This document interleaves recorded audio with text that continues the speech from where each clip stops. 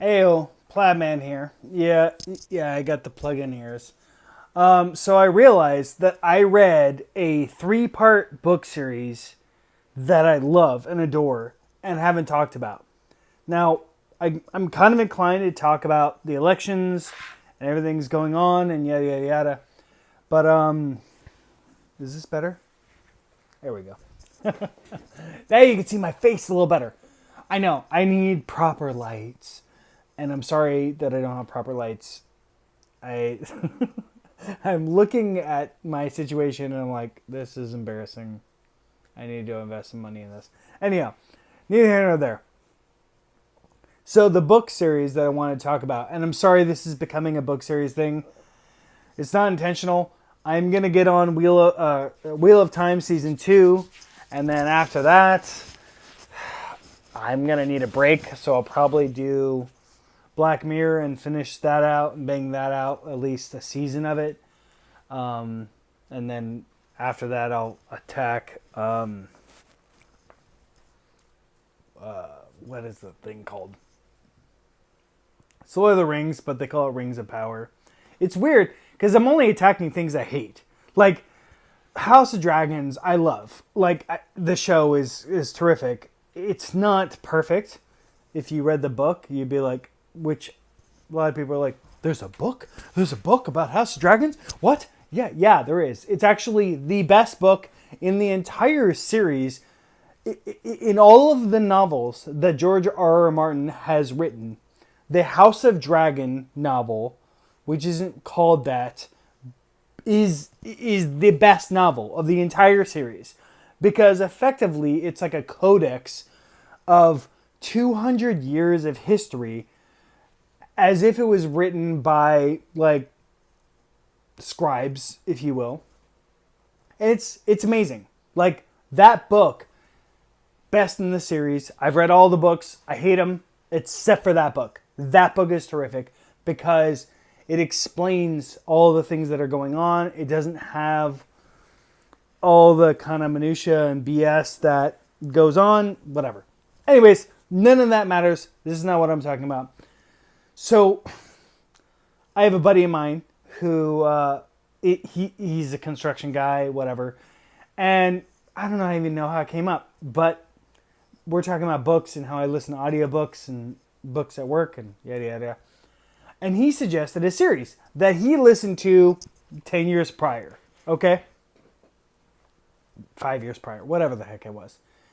And the title of it was Grunt. Grunt Life, I think. And that all of a sudden was like, okay, this doesn't seem legitimate. This doesn't seem good. I only listen to high quality things, which is not true. I listen to garbage too. But I immediately, based on the title, and frankly, based on the person, because he's a guy who smokes pot and mucks about and whatever, it's hard to take him serious. So when it comes to a book reference from that type of person, I'm like, okay, well, I have this free app called Libby, and I'll listen to it a little bit and see what I feel about it. OMG, oh my God, for reals, I got so immersed and so into this world and so into this book series. It's only 3 books, and frankly, at the end of the 3rd book, I was so mad, so upset, so distraught, so frustrated that it was over. Like, that was it. And on the same token, I understand, like, from a outside perspective, like, yeah, but where do you go from there? Like, it's gonna be like a whole other thing. Like, where do you go? And I want to know, like, if the author makes another novel, I'm gonna read it because it's so awesome. And I've only had this a couple times. One being, God, I can't remember his name. I'm sorry. In the Name of the Wind is the name of the book. It's the first book in the series. he wrote like a trilogy, but he hasn't finished the trilogy, and it is super frustrating because I want to finish the trilogy. I've read the first 2 books 6 times. 6 times. Anyways, so to me, it was, yeah. Anyways, so Grunt, I think it's, God, I can't, I looked up his name and whatever. Grunt Life. Literally, just type in Grunt Life on Google or any search engine. Grunt Life book is what I typed up. You'll find it. Read the series. Start from the first one. Read all the way to the third one. Audiobook is terrific. The author did a great job. The auteur, the voice guy, did a terrific job. Do it. To basically tell you what the story is, in case it's something you want the extra data. Effectively, you have this guy who used to be in the army and used to be in the military force. Sorry, I don't know if he was in the army or the Marines. I don't care. I know other people care, but whatever. He used to be in the military. He kind of is not anymore. And then he was trying to commit suicide. And then he was absconded and put into this other military entity. And then what ends up happening is an alien invasion happens.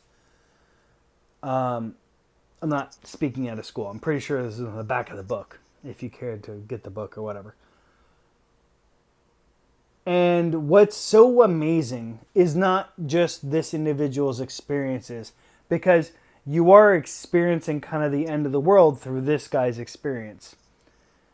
But what's also amazing to me is how this author articulates how humankind would deal with such a scenario. And it's interesting. It's different. It's a fascinating concept. And what I love about science fiction and fantasy, but science fiction specifically, is that it challenges and it pushes the boundaries of how we think humans would act. And I think it does a really good job in this instance of articulating different perspectives on how would you solve a problem. So I'm looking at it from my perspective as a human being, and I'm like, well, what's right? And what's fascinating is like there is no right. There is no right answer. It's what this person did to solve this, and then you get to challenge yourself and be like, well, is that the best option? What's a better option?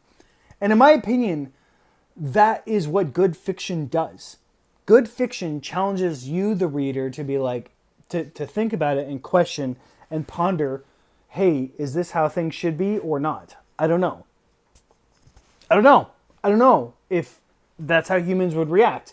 This is why the whole World War Z book, like, I love the movie, but the book was so amazing because that had numerous iterations of basically challenging and questioning and pointing out how humans react in different ways differently. And this series, it went from the first one being, okay, cool, and then, oh, okay, and then 3 was, okay. I would argue I still like the first one the most, but in all fairness, I chewed through all 3 of the books so quickly, I have to chew through them again. Because literally my response was, the guy asked me, he's like, hey, I told him, I was like, yeah, I'm reading it. I already finished the first one, I'm on the second one. I can't wait to get on the third one. And when I finished the third one, I immediately want to start on the first one again. Because it was that interesting and that fascinating. But there was this other component that I've never really had in a book before that I feel like is poignant. There's this like eerie breaking of the fourth wall because effectively the timeline of the book is kind of in present day. Not specifically, it's not tomorrow or next week, it's now. Ambiguous now. But what was fascinating is there was a bit of a training, I wouldn't say montage, segment, and there was a lot of relevance in each chapter where he's referencing different books or things, and a lot of which I already knew, which was extra interesting because I imagine people reading these novels, and not knowing any of those references. But there was numerous points where effectively our main character is expected to read different books and movies. And as I'm listening, I was so immersed. I wanted to be there with him at that point. And as he's talking about the movies and the books that he's expected to read, I created a list. So I started reading the book after I finished the series. I started reading the books and the movies and whatever. And I was like, I want to be part of this. This is so interesting. I've never had that in a movie before, in a book before, rather. Sorry. Where, in a weird way, they kind of broke the fourth wall, but not in a Deadpool kind of way, but in this like subconscious way that makes you want to look at this other thing. And I just couldn't help but love it. So, if nothing else, check out Grunt Life. Like, Google Grunt Life book. Okris, I think is his last name, the author. Sorry, I'm not doing it correctly, but honestly, it's 3 books, well worth reading. And yeah, that's it for today. Sorry, I was going to do something else, and then I looked at my past videos, and I was like, oh my god, I haven't done this.